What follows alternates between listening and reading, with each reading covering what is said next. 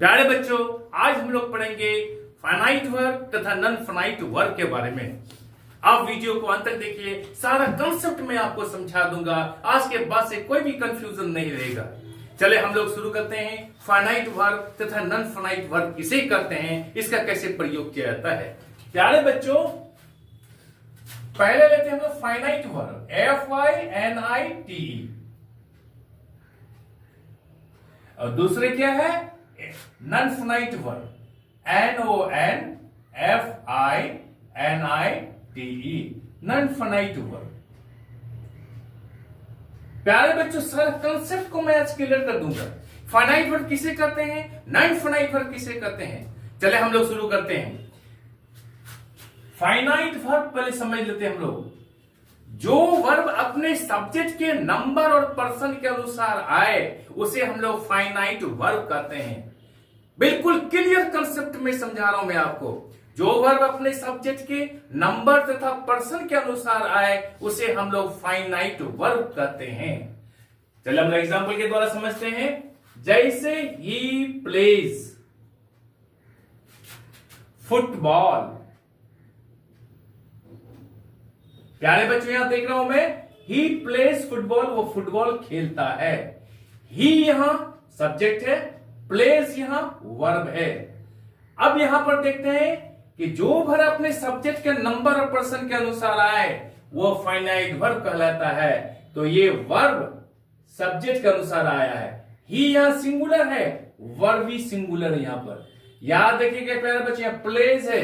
यदि नाउन के साथ या पेन हो नाउन, उसके साथ एस जोड़ते हैं तो वो प्लूरल बनता है। और वर्ब, सारा वर्ब प्लूरल होता है। उनके साथ अगर हम एस या ईएस जोड़ते हैं तो वो सिंगुलर बनता है। प्ले यहां पर प्लूरल है, इसके साथ अगर हम लोग एस जोड़ देते हैं ये सिंगुलर हो गया। समझ गए? तो यहां पर प्ले सिंगुलर है और सब्जेक्ट भी यहां पर सिंगुलर है। तो सिंगुलर सब्जेक्ट सिंगुलर वर्ब, अर्थात ये अपने सब्जेक्ट के नंबर के अनुसार आया है। ये भी सिंगुलर है, ये भी सिंगुलर है। ये थर्ड पर्सन है, इसलिए इनके साथ हम जानते हैं कि वर्ब 5 का प्रयोग किया जाता है। ही प्लेज, वो खेलता है फुटबॉल, वो फुटबॉल खेलता है। अब समझ गए होंगे। यदि हम ये कहेंगे दे प्लेज फुटबॉल, प्यारे बच्चों ये गलत हो जाएगा। क्यों? यहां पर सब्जेक्ट दे है, ये प्लूरल है, और यहां प्लेज या सिंगुलर है, इसलिए इसको हम यहां पर फाइनाइट वर्ब नहीं कर सकते हैं, क्योंकि ये अपने सब्जेक्ट के अनुसार नहीं आया है। हम जानते हैं कि प्लूरल अगर सब्जेक्ट है तो वर्ब भी प्लूरल होगा। हम जानते हैं कि वर्ब प्ले फुटबॉल, प्ले जो है ये प्लूरल है। अगर उसके साथ हम एस या एस जोड़ देते हैं वो सिंगुलर बन जाता है। इसलिए इसको फाइनाइट वर्ब नहीं कर सकते हैं। यह सब्जेक्ट प्लूरल है, वर्ब यहां सिंगुलर है। लेकिन यहां पर ही प्लेज फुटबॉल, वो फुटबॉल खेलता है, ये बिल्कुल सही है। ही यहां सिंगुलर है, प्लेज भी सिंगुलर है। सिंगुलर सब्जेक्ट सिंगुलर वर्ब, और थर्ड पर्सन सिंगुलर नंबर के सब्जेक्ट के साथ वर्ब 5 का प्रयोग किया जाता है। Am I clear? आप समझ गए होंगे कि फाइनाइट वर्ब किसे कहते हैं। अब हम लोग आते हैं क्या, नॉन फाइनाइट वर्ब किसे कहते हैं। प्यारे बच्चों याद रखिएगा, नॉन फाइनाइट वर्ब उसे कहते हैं जो वर्ब अपने सब्जेक्ट के नंबर और पर्सन के अनुसार नहीं आए, उसे हम नॉन फाइनाइट कहते हैं। जैसे उदाहरण के लेते हैं हम लोग, जैसे ही इज टू गो, वो जाने वाला है, वो जाने को है, वो जाने ही वाला है। ही इज टू गो, वो जाने वाला है। हम गो, टू गो को किसी भी सब्जेक्ट के साथ प्रयोग कर सकते हैं। जैसे we are to go, he is to go, she is to go, they are to go, we are to go, Rekha is to go. यानी सभी सब्जेक्ट के साथ हम टू गो का प्रयोग कर सकते हैं, इसलिए यह नॉन फाइनाइट वर्ब है। ठीक उसी तरह से हम लोग बोल सकते हैं ही इज प्लेइंग, PLAYING, प्लेइंग। यहां पर प्लेइंग क्या है, नॉन फाइनाइट है, ये सभी सब्जेक्ट के साथ प्रयोग हो सकता है। He is playing, I am playing, we are playing, they are playing, Sita is playing, सबके साथ प्रयोग हो सकता है, इसलिए प्लेइंग भी यहां पर नॉन फिनाइट वर्ब है जो अपने सब्जेक्ट के अनुसार नहीं आए। ये किसी के साथ भी आ सकता है, लेकिन यहां प्लेस का प्रयोग किसी के साथ नहीं हो सकता है। जैसे दे के साथ प्लेस नहीं आ सकता है, यहां पर दे के साथ प्ले आएगा, इसलिए यहां पर ये फिनाइट वर्ब है और ये नॉन फिनाइट वर्ब है। अर्थात हम लोग समझ गए होंगे कि जो वर्ब अपने सब्जेक्ट के नंबर और पर्सन के अनुसार नहीं आए उसे हम लोग नॉन फिनाइट वर्ब कहते हैं। Am I clear? ये कंसेप्ट आपको किसी ने नहीं बताया होगा, आज से ये कंसेप्ट का कंफ्यूजन खत्म। चलिए हम लोग शुरू करते हैं दूसरा। प्यारे बच्चों, अब हम लोग पढ़ेंगे क्या कि इसके कितने प्रकार होते हैं।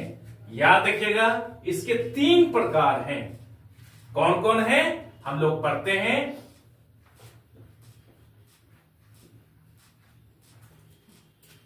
इसके 3 प्रकार हैं। कौन कौन है?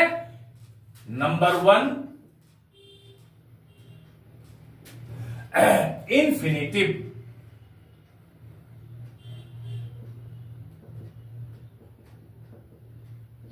Number 2 gerund, number 3 participle. मैं आज सारा कंसेप्ट को समझाऊंगा प्यारे बच्चों। इंफिनिटिव किसे कहते हैं?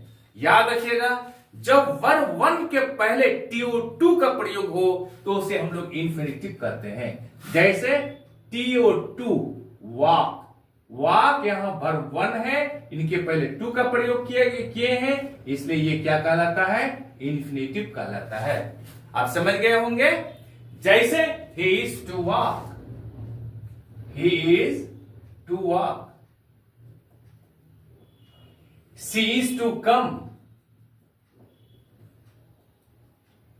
प्यारे बच्चों, ये इंफिनिटिव कहता है, she is to come वो आने ही वाली है, he is to walk वो टहलने के लिए जाने ही वाला है, to walk to come ये इंफिनिटिव हो गया। चले हम लोग शुरू करते हैं। जेरंड किसे कहते हैं प्यारे बच्चों? इसको समझ लीजिए। वर्ब के अंत में आईएनजी लगा रहे और वो नाउन का काम करे तो उसे हम लोग जेरंड कहते हैं। वर्ब के अंत में जैसे ही वर्ब हो गया और उसके अंत में आईएनजी लगा, आईएनजी का प्रयोग हो तो वो क्या कहलाता है? जेरंड कहलाता है। और साथ ही साथ वो नाउन का काम करेगा, नाउन का काम करेगा।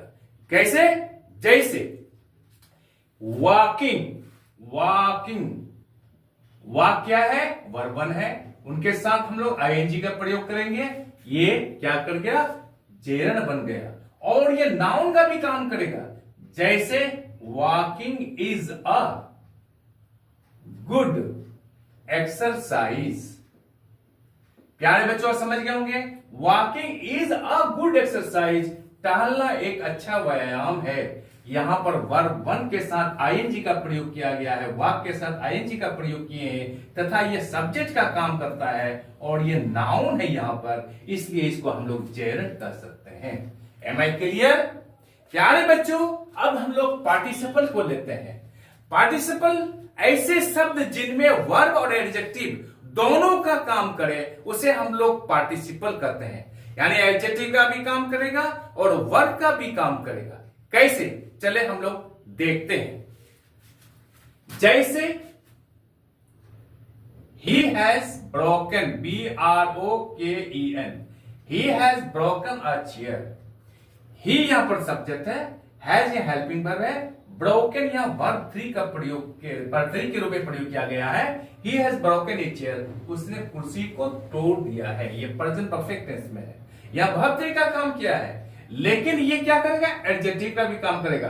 मैंने कहा पार्टिसिपल एडजेक्टिव का भी काम करता है तथा वह वर्ब का भी काम करता है। यहां पर वर्ब का काम किया और एडजेक्टिव का काम कैसे करेगा? He bought a broken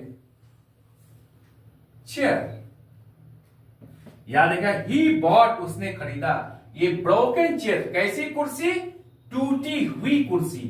chair यहां पर नाउन है, अब ब्रोकन यहां पर क्या है? एडजेक्टिव है जो चेयर के गुण को बता रहा है। यहां पर हम लोग क्लियर हो गए कि ब्रोकन यहां पर वर्ब 3 का काम किया है, ब्रोकन यहां पर एडजेक्टिव का काम किया है जो चेयर के गुण को बता रहा है। He bought a broken chair, उसने एक टूटी हुई कुर्सी खरीदा। Am I clear? तो तो हम लोग कह सकते हैं पार्टिसिपल उसे कहते हैं जब वो किसका काम करे, वर्ब का भी काम करे और एडजेक्टिव का भी काम करे। अब हम लोग दूसरे अर्थों में लेते हैं, ही इज रीडिंग। यहां पर रीडिंग क्या है प्यारे बच्चों, यहां पर वर्ब का काम क्या है, ये वर्ब 4 का, ये यहां पर क्या है, प्रेजेंट पार्टिसिपल है। ठीक उसी तरह से अगर हम लोग देखेंगे कि एडजेक्टिव का काम कैसे करेगा, जैसे I saw, SAW, I saw a burning, BURNING, burning train. I saw a burning train, train यहां नाउन है, यहां पर बर्निंग क्या है, वर्ब 4 है और वो एडजेक्टिव का काम करता है जो ट्रेन की गुण को बता रहा है। I saw a burning train, मैंने एक जलता हुआ ट्रेन को देखा। जलता हुआ यहां पर क्या हुआ, ये एडजेक्टिव है जो किसका गुण को बताता है, ट्रेन के गुण को बता रहा है। एम आई क्लियर प्यारे बच्चों, पार्टिसिपल के 3 प्रकार होते हैं, कौन कौन, प्रेजेंट पार्टिसिपल, प्रेजेंट पार्टिसिपल, सारा कंसेप्ट को मैं आज क्लियर कर दूंगा। दूसरा क्या है, पास्ट पार्टिसिपल,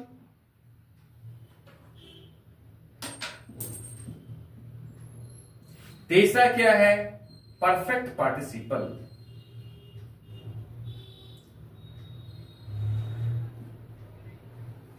प्यारे बच्चों, मैं याद रखिएगा, मैं आपको बेसिक इंग्लिश पढ़ा रहा हूं।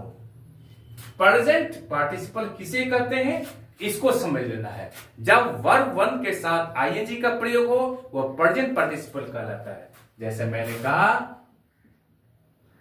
ही इज रीडिंग, यहां पर रीडिंग क्या है, प्रेजेंट पार्टिसिपल का काम करता है। पास्ट पार्टिसिपल जैसे वर्ब 3, जैसे he has eaten a mango. प्यारे बच्चों, यहां पर eating क्या है, वर्ब 3 का काम किया है, ये पास्ट पार्टिसिपल हो गया। परफेक्ट पार्टिसिपल याद रखिएगा, जब वर्ब 3 के पहले हैविंग का प्रयोग हो, HAVING, हैविंग का प्रयोग हो तो इसको हम लोग परफेक्ट पार्टिसिपल कहेंगे। जैसे having gone to market, he bought a book। having gone to market, बाजार जाकर he bought a book, उसने किताब खरीदा। प्यारे बच्चों, यहाँ हैविंग के बाद वर्ब 3 का प्रयोग किया गया है, इसलिए इसको हम लोग परफेक्ट पार्टिसिपल कह सकते हैं। Am I clear?